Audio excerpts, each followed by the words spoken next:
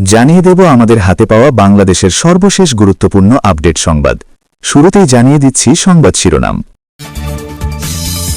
নির্বাচন বন্ধ করাই আমাদের লক্ষ্য, আন্দোলন সহিংস হতে পারে, ভারতীয় গণমাধ্যমে হাসিনা পুত্র জয়। এরপর জানিয়ে দেব হাদিকে হত্যা চেষ্টায় ব্যবহৃত মোটরসাইকেল শনাক্ত, মালিক গ্রেফতার।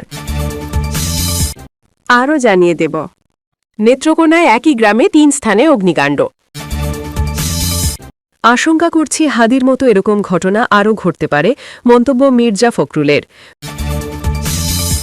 এরপর জানিয়ে দেব পাথর নিক্ষেপ করে সিলেটের কোম্পানিগঞ্জ সীমান্তে বর্ডার গার্ড বাংলাদেশ বিজিবি সদস্যদের উপর হামলার ঘটনা ঘটেছে। এতক্ষণ শুনছিলেন সংবাদ শিরোনাম, এবারে বিস্তারিত। তবে অনুরোধ থাকবে ভিডিওটিতে একটি লাইক করবেন এবং কমেন্ট করে জানিয়ে দেবেন আপনার মূল্যবান মতামত। এছাড়া আমাদের চ্যানেলে নতুন হয়ে থাকলে চ্যানেলটি সাবস্ক্রাইব করে আমাদের সাথে থাকুন। নির্বাচন বন্ধ করাই আমাদের লক্ষ্য, আন্দোলন সহিংস হতে পারে, ভারতীয় গণমাধ্যমে হাসিনা পুত্র জয়। বাংলাদেশে আসন্ন জাতীয় নির্বাচনকে ঘিরে যখন রাজনৈতিক উত্তেজনা ক্রমেই বাড়ছে, তখন আওয়ামী লীগের সম্ভাব্য কর্মসূচি নিয়ে বিস্ফোরক মন্তব্য করেছেন দলটির সভাপতি ফ্যাসিস্ট শেখ হাসিনার ছেলে ও সাবেক তথ্য ও যোগাযোগ প্রযুক্তি উপদেষ্টা সজীব ওয়াজেদ জয়। ভারতের প্রভাবশালী গণমাধ্যম ইন্ডিয়া টুডেকে দেওয়া এক সাক্ষাৎকারে তিনি বলেন, আওয়ামী লীগ নির্বাচন বন্ধ করতে আন্দোলনে নামবে এবং সেই আন্দোলন ঢাকায় সহিংসতায় রূপ নিতে পারে। এই বক্তব্য এমন এক সময়ে এসেছে যখন নিরাপত্তা বিশ্লেষক ও রাজনৈতিক পর্যবেক্ষকদের একাংশ আশঙ্কা প্রকাশ করছেন পরিকল্পিত সহিংসতা, অরাজকতা ও বিশৃঙ্খলার মাধ্যমে দেশকে অস্থিতিশীল করার চেষ্টা হতে পারে। তাদের মতে সাম্প্রতিক কিছু ঘটনা, হামলার অভিযোগ ও নাশকতার আশঙ্কা দেশের অভ্যন্তরীণ নিরাপত্তার জন্য বড় ধরনের ঝুঁকির ইঙ্গিত দিচ্ছে। ধারণা করা হচ্ছে এর মাস্টার প্ল্যানের অংশ হিসেবেই শরীফ ওসমান হাদিকে হত্যার চেষ্টা চালানো হয়েছে। এছাড়াও আরও বড় ধরনের নাশকতার আশঙ্কা রয়েছে। অনেকেই মনে করছেন দেশের অভ্যন্তরীণ নিরাপত্তার জন্য বর্তমানে সবচেয়ে বড় হুমকি হল পতিত ফ্যাসিস্ট আওয়ামী লীগ ও তাদের লুকিয়ে থাকা তাদের সহযোগী দোসররা। সাক্ষাৎকারে সজীব ওয়াজেদ জয় বলেন, এই মুহূর্তে আমাদের লক্ষ্য হল নির্বাচন বন্ধ করা। তার বক্তব্য অনুযায়ী আওয়ামী লীগ নির্বাচনী প্রক্রিয়ার বিরুদ্ধে প্রতিবাদ জানাবে এবং রাজধানী ঢাকাকে কেন্দ্র করে পরিস্থিতি অশান্ত হয়ে উঠতে পারে বলেও তিনি আশঙ্কা প্রকাশ করেন। তিনি আরও দাবি করেন, বর্তমান রাজনৈতিক পরিস্থিতিতে নির্বাচন আয়োজনকে কেন্দ্র করে যে বাস্তবতা তৈরি হয়েছে তাতে শান্তিপূর্ণ প্রতিবাদের সম্ভাবনা কম।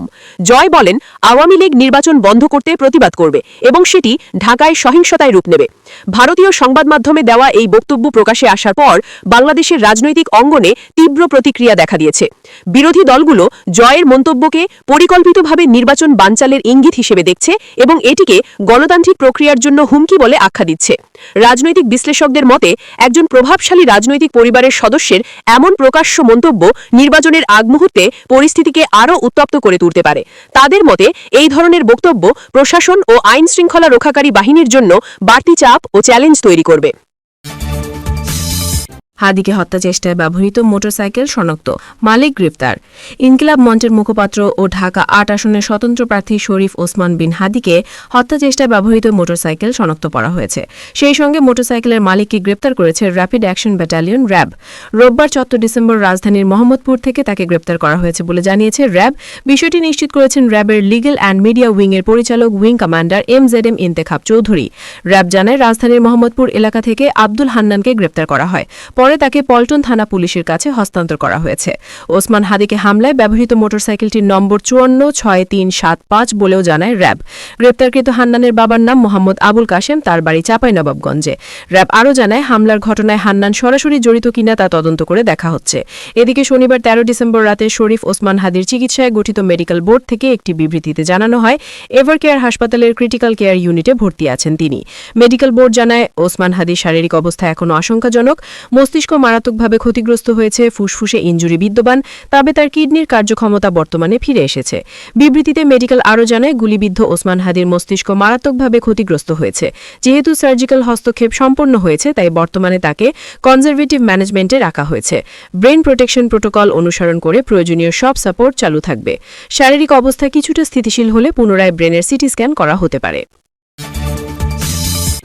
নেত্রকোনায় একই গ্রামে 3 স্থানে অগ্নিকাণ্ড। নেত্রকোনার কাইলাটি ইউনিয়নের বড় কাইলাটি গ্রামে রবিবার 14 ডিসেম্বর একই গ্রামে একই সময় 3 স্থানে অগ্নিকাণ্ডের ঘটনা ঘটেছে। এতে এক খামারের 29টি ছাগল পুড়ে মারা গেছে। খবর পেয়ে নেত্রকোনা ফায়ার সার্ভিসের 4টি ইউনিট প্রায় 2 ঘণ্টা চেষ্টা চালিয়ে আগুন নিয়ন্ত্রণে সক্ষম হয়। তবে আগুনের সূত্রপাত স্পষ্ট জানা যায়নি। স্থানীয় ও ফায়ার সার্ভিসের তথ্য অনুযায়ী একই রাতে মুখে মাস্ক পরে সড়কে একটি মশাল মিছিলও বের হয়। সামাজিক যোগাযোগ মাধ্যমে প্রকাশিত ভিডিওতে দেখা গেছে মিছিলে অংশগ্রহণকারীদের হাতে মশাল ছিল।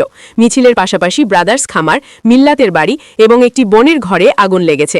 খামারের মালিক মোহাম্মদ শাহ রফিকুর রহমান অ্যাপোলো জানান, প্রথমে একটি খড়ের গাদায় আগুন লেগেছে, এরপর চালাঘর এবং খামারেও আগুন ছড়ায়। ফায়ার সার্ভিসে খবর দেওয়ার পর আগুন নিয়ন্ত্রণে আসে। ততক্ষণে 30টি ছাগলের মধ্যে 29টি মারা গেছে। অন্য বাড়ির হাঁস মুরগিও পুড়ে গেছে।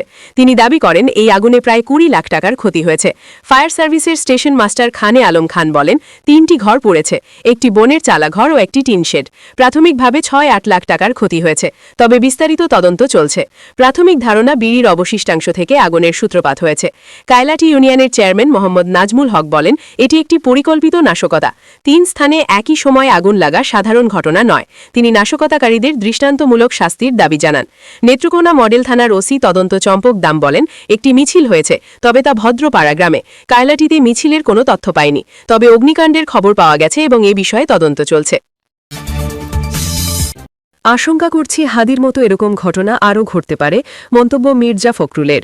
বিএনপির মহাসচিব মির্জা ফখরুল ইসলাম আলমগীর বলেছেন, বাংলাদেশ যখন একটা নতুন অধ্যায়ের দিকে, একটা নতুন সূর্য দেখছে, বাংলাদেশের মানুষ স্বপ্ন দেখছে সুষ্ঠু নির্বাচনের মাধ্যমে একটা গণতান্ত্রিক বাংলাদেশ নির্মাণ করবে, ঠিক সেই সময় আবার নতুন করে বাংলাদেশের শত্রুরা হত্যাকাণ্ডে মেতে উঠেছে। গত পরশু যে ঘটনা ঘটেছে, আমরা তার তীব্র নিন্দা জানিয়েছি এবং আমরা আশঙ্কা করছি যে এই রকম আরও ঘটনা ঘটতে পারে।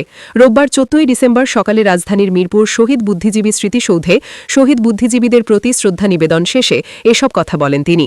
মির্জা ফখরুল ইসলাম আলমগীর বলেন, যখন পাক হানাদার বাহিনীর পরাজয় অসাধ্য হয়ে উঠেছে, চতুর্দিক থেকে যখন মুক্তিবাহিনী ঢাকা ঘিরে ফেলেছে, সেই সময় পাক হানাদার বাহিনী এই বাংলাদেশে সমস্ত মেধাকে বিনষ্ট করে দেওয়ার জন্য এই দেশের সমস্ত বুদ্ধিজীবীদের তুলে তুলে নিয়ে গিয়ে দোসরদের সঙ্গে তারা যোগ সাজস করে বিশ্ববিদ্যালয়ের শিক্ষক, চিকিৎসক, গবেষক, কবি, সাহিত্যিক, সাংবাদিক সহ অনেকেই তারা তুলে নিয়ে গিয়ে হত্যা করেছে।